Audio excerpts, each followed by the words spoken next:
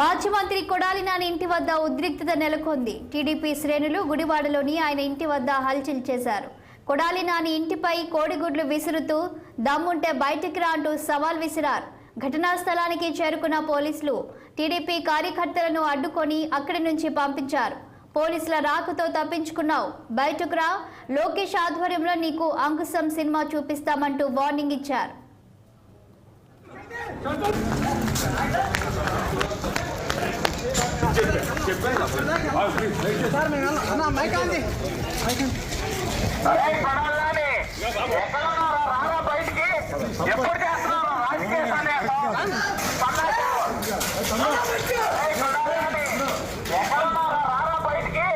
ఎప్పుడు చేస్తున్నావు రాజకీయ సన్యాసం? అరే కొడాలని ఎక్కడున్నారా? రారా బయటికి. ఎప్పుడు చేస్తున్నావు రాజకీయ సన్యాసం? సన్యాసం అధికారం లేకపోతే నీ బతికిది ఇష్టం వచ్చినట్టు.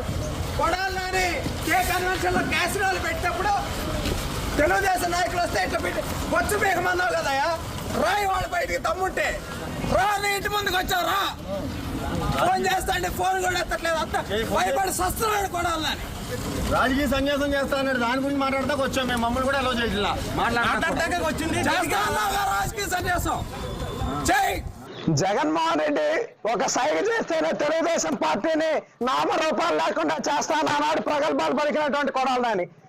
గతంలో గుడివాడలో క్యాసినో పెడితే తెలుగుదేశం పార్టీ నాయకులు నిజ నిర్ధారణకు వస్తే అధికారం లేకపోతే నీ బతికిది ఇష్టం వచ్చినట్టు.